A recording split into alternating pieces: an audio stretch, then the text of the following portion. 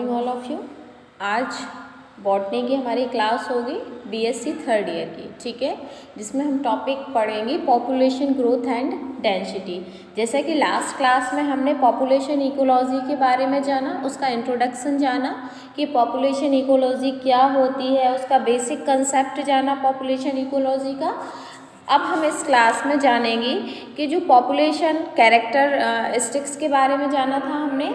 देखिए, हमने last class में जो पॉपुलेशन इकोलॉजी के बारे में पढ़ा था वो था आपका, सबसे पहले तो हमने इंट्रोडक्शन पढ़ा था, पॉपुलेशन इकोलॉजी होता क्या है, बेसिक कंसेप्ट उसका हमने क्लियर किया, और देन हमने उसकी कैरेक्टरिस्टिक्स पढ़ी थी, पॉपुलेशन इकोलॉजी की कैरेक्टरिस्टिक्स, विशेषताएँ, ठीक है। आज के क्लास में हम पॉपुलेशन इकोलॉजी में ही टॉपिक है आपका पॉपुलेशन ग्रोथ एंड डेंसिटी, ठीक है। जो पॉपुलेशन ग्रोथ है, समष्टि वृद्धि है एवं घनत्व, डेंसिटी का मतलब घनत्व है, वो क्या होता है, कितने प्रकार का होता है। देन हम इसके बाद जो है वो पढ़ेंगे डिस्पर्शन। तो डिस्पर्शन जो है हमारा दो प्रकार का डिस्पर्शन होता है, एक तो regular dispersion and random dispersion. Dispersion का मतलब क्या होता है, परिक्षेपण। परिक्षेपण क्या होता है, रेगुलर परिक्षेपण क्या होता है, और इरेगुलर मतलब रैंडमली जो परिक्षेपण है वो क्या होता है। देन हम इसके बाद पढ़ेंगे एज स्ट्रक्चर। एज स्ट्रक्चर क्या है, ठीक है, उसके बारे में पढ़ेंगे। आयु संरचना जिसको हम बोलते हैं, उसके बारे में भी आज हम पढ़ेंगे। तो सबसे पहले जो समष्टि घनत्व के अनुसार तीन प्रकार की समष्टि पाई जाती है, मतलब जो डेंसिटी रहती है वो मुख्यतः तीन प्रकार की डेंसिटी जो है वो घनत्व के अनुसार पाई जाती है। सबसे फर्स्ट है आपका डेंसिटी डिपेंडेंट, मतलब घनत्व डिपेंडेंट, मतलब घनत्व पर आश्रित जो है वो डेंसिटी। तो वृद्धि दर, घनत्व आश्रित वृद्धि दर, ठीक है, ग्रोथ रेट जिसको हम बोलते हैं, समष्टि घनत्व के व्युत्क्रमानुपाती होती है। जो घनत्व रहता है उसके व्युत्क्रमानुपाती होती है वृद्धि, अर्थात समष्टि बढ़ने पर वृद्धि की दर घटने लगती है। बिल्कुल, यदि उसके व्युत्क्रमानुपाती है कोई भी चीज़ तो क्या होगा, जैसे जैसे एक चीज़ की वृद्धि होगी तो दूसरी चीज़ क्या होने लगती है, घटने लगती है। इस प्रकार की समष्टि का माप स्तर संतृप्त से पूर्व समाप्त हो जाता है। इस प्रकार की जो डेंसिटी रहती है, इस प्रकार की जो पॉपुलेशन ग्रोथ रहती है वो क्या होता है, समष्टि की माप स्तर संतृप्त, सैचुरेशन से पूर्व ही क्या हो जाती है, खत्म हो जाती है, समाप्त हो जाती है। दूसरा, यदि हम बात करें डेंसिटी इंडिपेंडेंट, मतलब घनत्व स्वतंत्र। घनत्व स्वतंत्र वृद्धि दर कैसी होती है, समष्टि में बहुत अधिक वृद्धि होती रहती है, बिल्कुल, जब तक यह बाहरी ताकतों जैसे अन्य जीवधारियों में प्रतिस्पर्धा का पाया जाने द्वारा चेक नहीं होता। जो जातियां घनत्व स्वतंत्र वृद्धि प्रदर्शित करती हैं वह प्रायः गंभीर पेस्ट सिद्ध होती हैं। ऐसी जातियां जिनकी पहले से कोई अभी चेक नहीं हो पाया कि उस पर किस चीज़ का प्रभाव पड़ता है, किस चीज़ का प्रभाव नहीं पड़ता है, तो ऐसी जातियों को हम क्या बोलते हैं, डेंसिटी इंडिपेंडेंट, घनत्व इंडिपेंडेंट, मतलब ये इनके आसपास जो जातियां पाई जाती हैं उनका अभी तक चेक नहीं हो पाया कि इन जातियों का उन पर क्या इफेक्ट पड़ता है, न्यूट्रिशन वैल्यू क्या रहती है, क्या इनको पर्याप्त मात्रा में मिलता है, क्या नहीं मिलता है। तो इस प्रकार की जो जातियां रहती हैं उन्हें हम क्या बोलते हैं, डेंसिटी इंडिपेंडेंट बोलते हैं, ठीक है। थर्ड आपका जो है एली ग्रोथ। एली ग्रोथ का मतलब एली के अनुसार, एली ग्रोथ इसलिए क्योंकि उन्होंने, जो वैज्ञानिक थे एली, उन्होंने अपने नाम पर इस ग्रोथ को क्या नाम दिया, एली ग्रोथ। तो एली के अनुसार इंटरमीडिएट घनत्व पर वृद्धि दर सबसे अधिक होती है। बिल्कुल, जो एली थे उन्होंने कहा था कि जो इंटरमीडिएट घनत्व होता है उस पर वृद्धि दर जो क्या रहती है, सबसे अधिक होती है। समष्टि घनत्व के निम्न अथवा उच्च होने पर दोनों में यह निम्न होती है। जब भी समष्टि की दर या उच्च हो या लो हो, दोनों ही कंडीशन में ये इसकी दर क्या रहती है, लो ही रहती है, ठीक है। यदि हम जनन क्षमता की बात करें, फेकंडिटी की बात करें, तो फेकंडिटी क्या होता है, जनन क्षमता क्या होती है, इसमें जातियों की संख्या तथा माप में भिन्नता पाई जाती है। इसमें जो जातियाँ रहती हैं या तो उनकी संख्या और उनकी माप, मतलब संख्या में और माप में क्या पाई जाती है, विभिन्नताएं पाई जाती हैं। जितनी भी जातियाँ इसमें पाई जा रही हैं उनकी माप में, आकार आकृति में भिन्नता होगी या फिर उनकी संख्या में जो है वो वृद्धि पाई जाएगी। प्रोटोजोअंस में बहुत तेजी के साथ विभाजन होता है। जैसा कि प्रोटोजोअंस हम जानते हैं उसमें क्या रहता है, बहुत तेजी से क्या होता है, विभाजन होता है। अतः वे प्रति कुछ घंटों बाद नई संततियों को जन्म देते हैं। बिल्कुल, जो प्रोटोजोअंस रहते हैं वो कुछ घंटे में ही और बहुत सारी नई संततियों को क्या करते हैं, जन्म देते हैं। जैसे ही वो जन्म लेते हैं वो भी कुछ घंटों बाद नई संतानों को उत्पन्न करते हैं। तो इनमें जो जनन क्षमता है वो क्या होती है, बहुत तेजी से होती है। प्लेटिकॉन्स जीवधारी जो कम जनन क्षमता होते हैं प्रत्येक कुछ दिनों के पश्चात नई संततियों को जन्म देते हैं। जो प्लैंक्टन्स रहते हैं, जू प्लैंक्टन्स, ठीक है, जानते होंगे, जो प्लैंक्टन्स रहते हैं वो जीवधारी की जनन क्षमता क्या रहती है, कम रहती है, कम भी रहती है, लेकिन ये कुछ दिनों में ही क्या करते हैं, नई संतानों को जन्म देते हैं।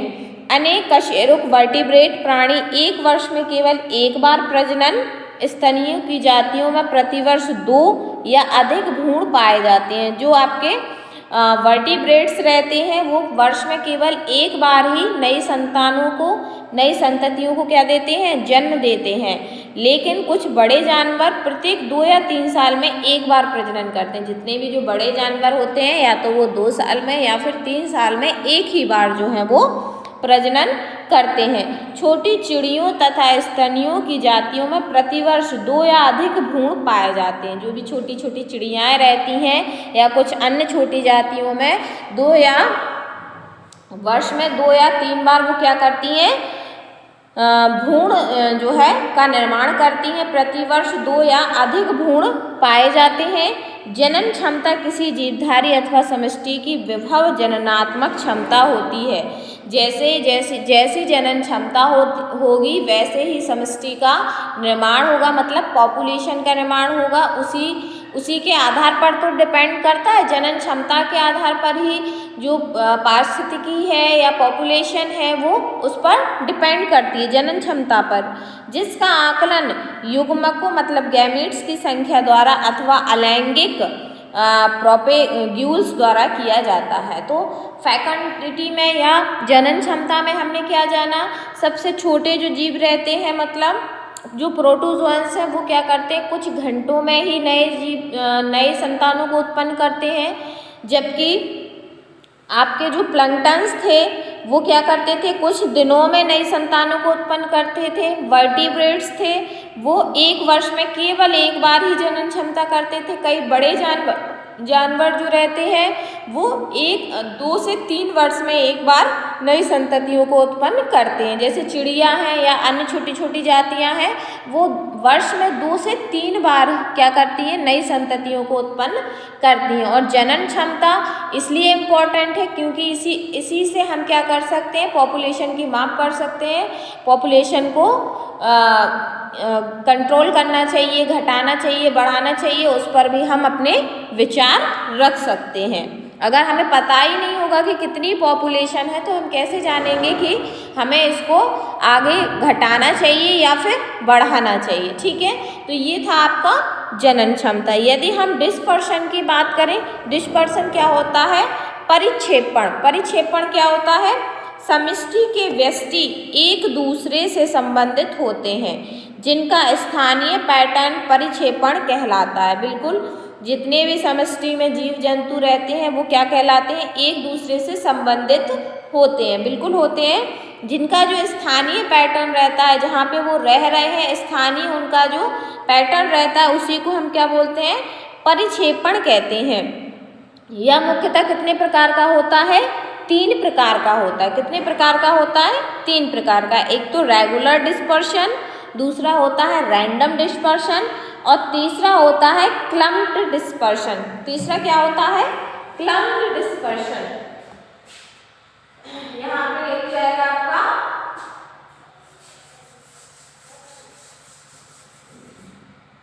CLUMPD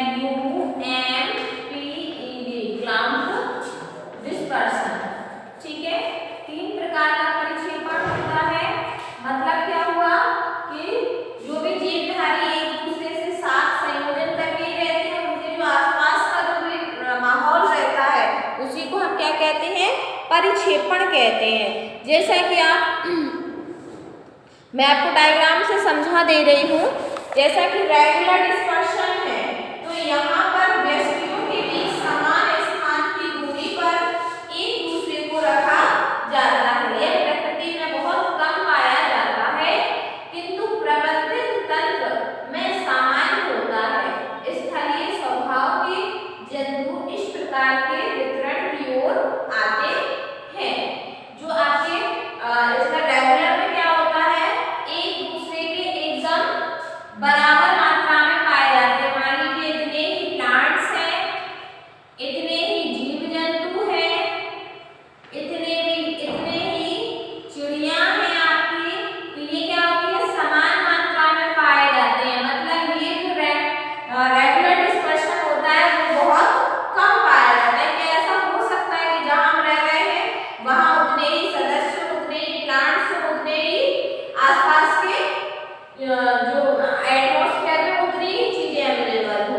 ठीक है, तो ये जो डिस्पर्शन है, रेगुलर डिस्पर्शन बहुत कम पाया जाता है। और पाया जाता भी है तो कहाँ पाया जाता है, आपके स्थलीय स्वभाव के जंतु इस प्रकार के वितरण की ओर आते हैं। स्थलीय स्वभाव के जंतु, स्थल पर रहने वाले जंतु इस प्रकार के स्वभाव के अंतर्गत आ सकते हैं।